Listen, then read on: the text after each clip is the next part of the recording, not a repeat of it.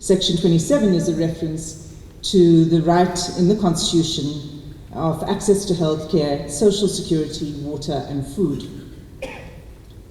It's one right amongst many fundamental rights in the Constitution, 27 to be precise, that hold out the promise of a just and democratic society based on freedom, equality, and dignity.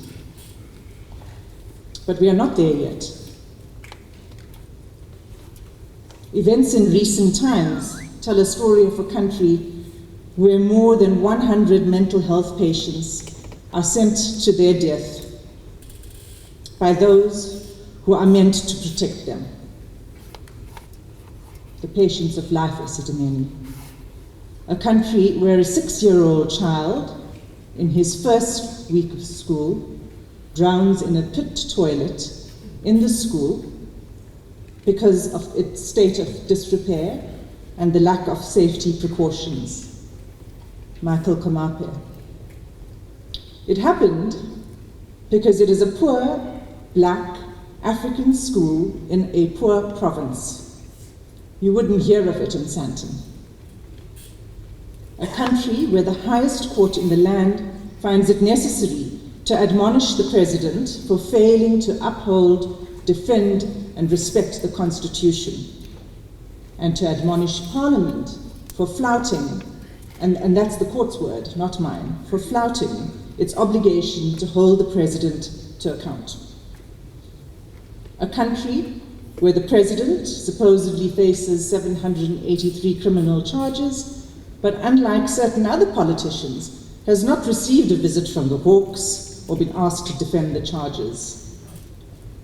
A country where the fate of 17 million social grant beneficiaries hangs in the balance because of the failure of the state agencies to do their job. State agencies whose only function is to deliver social grants. In all of these cases, individuals and organizations have had to turn to courts for intervention.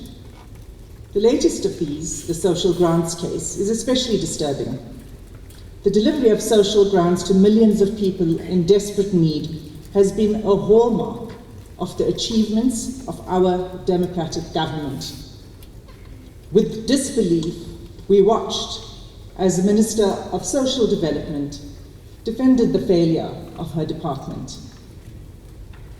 It prompted the court to say the following in its judgment, and I quote, "This court and the country as a whole are now confronted with a situation where the executive arm of government admits that it is not able to fulfill its constitutional and statutory obligations to provide for the social assistance of its people.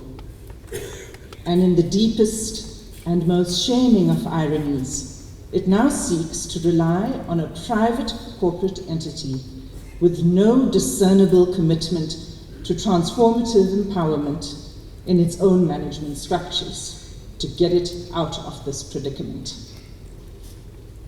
Those are very strong words coming from the Constitutional Court, but it was placed in an extraordinary situation.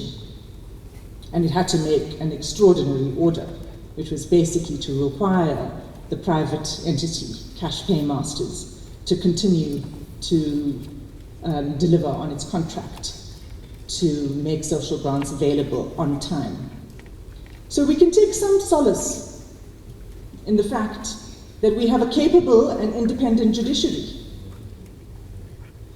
But it's intolerable that we should have to rely on the courts to run the country. The current trend to fight every battle in court is not because organizations acting in the public interest get a perverse thrill from it. Rather, it is a sign that our institutions of government are failing. Many of you have arrived at this moment after sacrifice by you and your families. All of you are here because of your hard work and because you believe in the value of education. The less said about the price tag, the better.